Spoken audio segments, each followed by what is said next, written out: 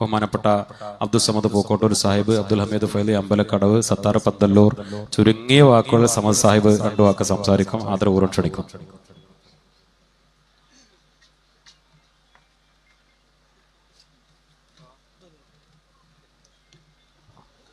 അസ്സലാമു അലൈക്കും വറഹ്മത്തുള്ളാഹി വബറകാതുഹു.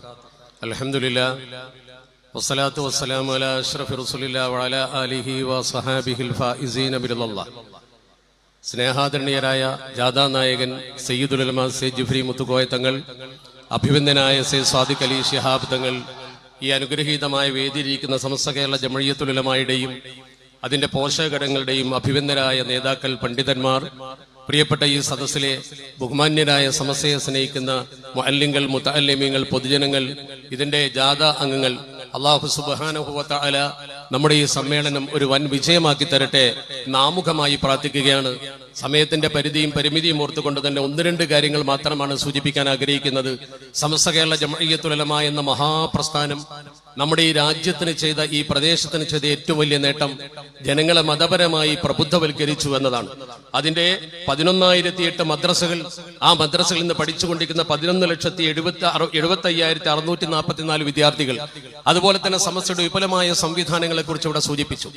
ഈ പാരാവാരം പോലെ പരന്നു കിടക്കുന്ന പ്രിയപ്പെട്ട മുഅല്ലിങ്ങൾ, ഈ ശുഭ്രവസ്ത്രധാരികളായ പണ്ഡിതന്മാർ ഈ ഉമ്മത്തിനെ പഠിപ്പിച്ചത് മനുഷ്യ സൗഹൃദമാണ്. ആ മനുഷ്യ സൗഹൃദമാണ് ഇന്ത്യയിൽ നിന്നും കേരളത്തെ വ്യത്യസ്തമാക്കി നമ്മുടെ ഐക്യവും ഒരുമയും സ്നേഹവും കാത്തുരക്ഷിക്കാൻ നമുക്ക് ഏറ്റവും വലിയ രാസത്വരകമായി നമുക്ക് മുമ്പിലുള്ളത്. അഖിലുസുന്നത്തി വൽ ജമാഅത്തിന്റെ ആദർശം മുറുകെ പിടിച്ചുകൊണ്ട് ആ ആശയധാരയിൽ നിന്ന് സമൂഹം പുറകോട്ട് പോകാതെ സത്യസന്ധമായി പരിശുദ്ധ ദീനുൽ ഇസ്ലാമിലെ അവർക്ക് പരിചയപ്പെടുത്തി കൊടുത്തു എന്നതാണ് ഏറ്റവും പ്രധാനം. പൂർവീകരെ അനുസരിക്കുക എന്നതാണ് സമസ്ത കേരള ജംഇയ്യത്തുൽ ഉലമാ സമൂഹത്തോട് പറയുന്നത്. അള്ളാഹുവിന്റെ പരിശുദ്ധ ഹബീബ് അഷ്റഫുൽ ഖൽഖ് മുഹമ്മദ് മുസ്തഫ സ്വല്ലല്ലാഹു അലൈഹി വസല്ലമ തങ്ങൾ പറഞ്ഞു, ഊസിക്കും ബി അസ്ഹാബി തുമ്മല്ലദീന യലൂനഹും തുമ്മല്ലദീന യലൂനഹും. ഇതിന്റെ അർത്ഥം പൂർവീകരെ പൂർണ്ണമായി അനുധാവനം ചെയ്യുക എന്നതാണ്. സ്വഹാബത്തിന്റെ കാലഘട്ടത്തിൽ അവർ പരിപൂർണമായി അവരുടെ പൂർവീകരായ അവരുടെ കൂട്ടത്തിൽ തന്നെയുള്ള പ്രഗൽഭരെ അനുധാവനം ചെയ്തിരുന്നു എന്ന് കാണാൻ കഴിയും. 4 ഖലീഫമാരെയും, മുആദ് റളിയല്ലാഹു തആല, ഉബയ്യ് ഇബ്നു കഅബ് റളിയല്ലാഹു തആല, അബ്ദുറഹ്മാൻ ഇബ്നു ഔഫ് റളിയല്ലാഹു തആല, സെയ്ദ് ഇബ്നു സാബിത്ത് റളിയല്ലാഹു തആല തുടങ്ങിയ ആളുകളാണ് അന്ന് പ്രധാനമായും ഫത്വ കൊടുത്തിരുന്നത്. അവരെ മറ്റുള്ളവർക്ക് അനുധാവനം ചെയ്യാൻ, അവരെ അംഗീകരിക്കാൻ ഒരു പ്രയാസവും ഉണ്ടായിരുന്നില്ല. ആ തരത്തിലുള്ള പൂർവീകരെ അനുസരിക്കുന്ന ഒരു സമൂഹം വളർന്നു വന്നാൽ നമ്മുടെ സമൂഹത്തിൽ ഇന്ന് കാണുന്ന ഭിന്നതകൾക്ക് പരിഹാരമാകുമെന്ന കാര്യത്തിൽ യാതൊരു തർക്കവുമില്ല. അതോടൊപ്പം തന്നെ നമ്മുടെ നാട്ടിൽ ഇന്ന് മതസൗഹൃദം തകർക്കുന്ന പ്രവർത്തനങ്ങളാണ് പലയിടത്തും നടന്നുകൊണ്ടിരിക്കുന്നത്. ഒറ്റ കാര്യം പറയട്ടെ, അമുസ്ലിങ്ങളും മുസ്ലിങ്ങളും ഒരുമിച്ച് ജീവിക്കുന്ന ഈ മലപ്പുറം ജില്ലയിൽ പോലും വന്ന് മലപ്പുറം ജില്ലയെ മോശമായി ചിത്രീകരിച്ച ആളുകളുണ്ടായി. മദ്രസയിൽ വളരെ വ്യക്തമായി നമ്മൾ പരിശോധിച്ചാൽ കാണാൻ കഴിയും. നാസറുൽ ഉലൂം എന്ന് പറയുന്ന മദ്രസ നമ്മുടെ ജില്ലയിൽ തന്നെ വെന്നിയൂരുണ്ട്. ആ മദ്രസക്ക് സ്ഥലം നൽകിയത് കപ്രാട്ട് പാറുക്കുട്ടി എന്ന ചിന്നമ്മു അമ്മ എന്നൊരു സ്ത്രീയാണ്. അതിന്റെ ആധാരം സമസ്ത കേരള ഇസ്ലാം മത വിദ്യാഭ്യാസ ബോർഡിന്റെ ഓഫീസ് നമുക്ക് കാണുവാൻ കഴിയും. ഒരു അമുസ്ലിമായ വനിത മതം പഠിക്കാൻ വേണ്ടി നല്ല സ്ഥലം വഖഫ് ചെയ്തുകൊണ്ട് സമൂഹത്തിന് സമർപ്പണം ചെയ്ത ഒരു പാരമ്പര്യം ഇവിടെ ഉണ്ടായി. അതുപോലെ നിരവധി സംഭവങ്ങൾ നിങ്ങൾക്ക് ഓർമ്മയുണ്ടാകും. നമ്മുടെ കേരളക്കരയിൽ അറിയപ്പെടുന്ന ഒരു സിനിമാ താരമായിരുന്ന ജഗതി ശ്രീകുമാർ, അദ്ദേഹം ജീവിച്ചിരിക്കുന്നു. എങ്ങനെ? മലപ്പുറം ജില്ലയിലെ പാണമ്പ്ര എന്ന് പറയുന്ന നാഷണൽ ഹൈവേ വരുന്നതിന് മുമ്പുള്ള വലിയ വളവിൽ അർദ്ധരാത്രി സുബഹിയോടടുത്ത സമയം അദ്ദേഹം ആക്സിഡന്റിലായി വീണ് പിടയുന്ന മനുഷ്യനെ തൊട്ടടുത്ത പള്ളിയിൽ ദർസ് നടത്തുന്ന മുദരിസിന്റെ പ്രിയപ്പെട്ട കുട്ടികൾ, ശുഭ്രവസ്ത്രധാരികളായ മുഅല്ലിമീങ്ങൾ, അവര് പോയിട്ടാണ് താങ്ങിയെടുത്ത് ആശുപത്രിയിൽ എത്തിച്ചത്. അതാണ് മലപ്പുറത്തിന്റെ പൈതൃകം.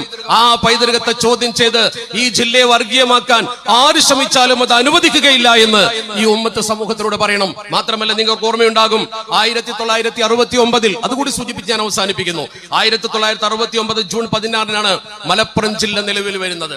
ഈ മലപ്പുറം ജില്ല നിലവിൽ വരുന്നു എന്ന് കേട്ടപ്പോൾ 1969 മാർച്ച് 6 VJT ഹാളിൽ തിരുവനന്തപുരത്താണ് ഇന്ത്യയിൽ ഒരു സംസ്ഥാനത്തും ഇല്ലാത്ത വിധം മലപ്പുറം ജില്ലക്കെതിരെയുള്ള സമരപ്രഖ്യാപനം അന്ന് ഇന്ത്യയിലെ പ്രഗത്ഭനായ നേതാവ് അടൽ ബിഹാരി വാജ്പേയിയെ കൊണ്ടുവന്ന് നടത്തിയത്. അദ്ദേഹത്തെ തെറ്റിദ്ധരിപ്പിച്ചതാകാം.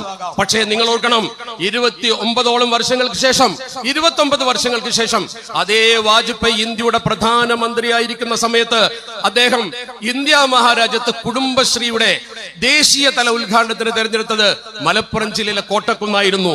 അന്ന് എനിക്ക് ഇപ്പോഴും ഓർമ്മയുണ്ട്, 1998 മെയ് 17 അഥവാ ഈ വാജ്പേയി തിരുവനന്തപുരത്ത് വെച്ചുകൊണ്ട് മലപ്പുറം ജില്ലക്കെതിരെയുള്ള സമര പ്രഖ്യാപനം ഉദ്ഘാടനം ചെയ്തതിന്റെ 29 ആണ്ടുകൾക്ക് ശേഷം മലപ്പുറത്ത് കോട്ടക്കുന്നിൽ ഇതുപോലെ വലിയ ജനസമൂഹം ഒരുമിച്ചുകൊണ്ട് സദസ്സിൽ വെച്ചുകൊണ്ട് അദ്ദേഹത്തെ ഇരുത്തിക്കൊണ്ട് വിശ്വപ്രശസ്തനായിരുന്ന പ്രഗത്ഭനായിരുന്ന ജനപ്രതിനിധി ഇ അഹമ്മദ് സാഹിബ് അദ്ദേഹത്തിന്റെ മുഖത്ത് നോക്കി വളരെ മാന്യമായ ഭാഷയിൽ ഒരു കാര്യം പറഞ്ഞത് എനിക്ക് ഇപ്പോഴും ഓർമ്മയാണ്.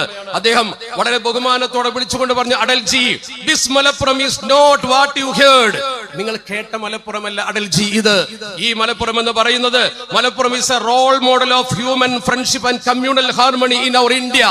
നമ്മുടെ ഇന്ത്യയിലെ ഹ്യൂമൻ ഫ്രണ്ട്ഷിപ്പിന്റെയും കമ്മ്യൂണൽ ഹാർമണിയുടെയും മനോഹരമായ പ്രദേശമാണിത് എന്ന് അദ്ദേഹം മനോഹരമായി പ്രസംഗിച്ചപ്പോൾ വാജ്പേയി പോലും അത് അംഗീകരിച്ചു. അന്ന് സംഭവിച്ച തെറ്റ് തിരുത്തുന്നത് പോലെ മനോഹരമായ ഒരു പ്രസംഗമാണ് ഈ മലപ്പുറത്തിന്റെ മണ്ണിൽ വാര്യംകുന്ന് തന്ത്യവിശ്രമുള്ള കോട്ടക്കുന്നിന്റെ മണ്ണിൽ വെച്ചുകൊണ്ട് അദ്ദേഹം ചെയ്തത്. ആ പാരമ്പര്യമാണുള്ളത്. അതുകൊണ്ട് വാർത്താ മാധ്യമങ്ങളോടും അതുപോലെ തന്നെ ബഹുജനങ്ങളോടും ഒക്കെ നമുക്ക് അഭ്യർത്ഥിക്കാനുള്ളത്, ഈ ജില്ലയെ തെറ്റിദ്ധരിപ്പിക്കരുത്, ഈ ജില്ലയെ മോശമായി ചിത്രീകരിക്കരുത്. ഈ ശുഭ്രവസ്ത്രധാരികളായ പണ്ഡിതന്മാർ ഉള്ള കാലത്തോളം, ഹിബ്ബുൽ വത്തൻ നമ്മുടെ മദ്രസയിൽ പഠിപ്പിക്കുന്ന കാലത്തോളം യാതൊരു തരത്തിലും വർഗീയതയിലേക്കോ അതുപോലെ തന്നെ വിഘടന പ്രവർത്തനത്തിലേക്കോ രാജ്യദ്രോഹ പ്രവർത്തനത്തിലേക്കോ നമ്മുടെ ഈ മക്കൾ പോവുകയില്ല. അതിന്റെ കാവൽ ഭടന്മാരാണ് എന്റെ മുമ്പിൽ നിൽക്കുന്നതെന്ന് അറിയാം. അതുകൊണ്ട് വളരെ വിനയപൂർവ്വം മാധ്യമ പ്രവർത്തകരോട് പറയാനുള്ളത്, ഈ വേദിയിലേക്ക് നോക്കൂ, മനോഹരമായ വേദി. സയ്യിദുൽ ഉമ്മയും അതുപോലെ തന്നെ ബഹുമാനപ്പെട്ട സയ്യിദ് ജിഫ്രി മുത്തുക്കോയ തങ്ങൾ എന്ന് പറയുന്ന നമ്മളേറെ ബഹുമാനിക്കുന്ന സമസ്ത കേരള ജംഇയ്യത്തുൽ ഉലമയുടെ സയ്യിദുൽ ഉലമ എന്ന മഹാനായ പണ്ഡിതനുമാണ് ഒരുമിച്ചൊരു വേദിയിലിരിക്കുന്നത്.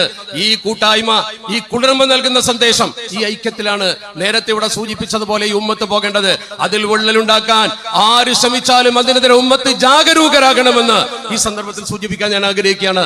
ആ ഒരുമ, ആ അന്തസ്, അതാണ് സമസ്ത കേരള ജംഇയ്യത്തുൽ ഉലമ ഉമ്മത്തിന് കാണിച്ചു കൊടുത്തിട്ടുള്ളത്.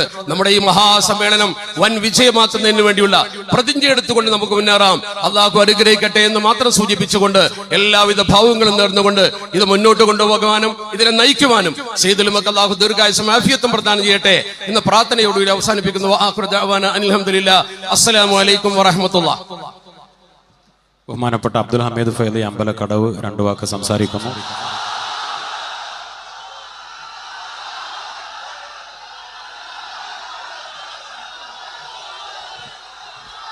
അസ്സലാമു അലൈക്കും.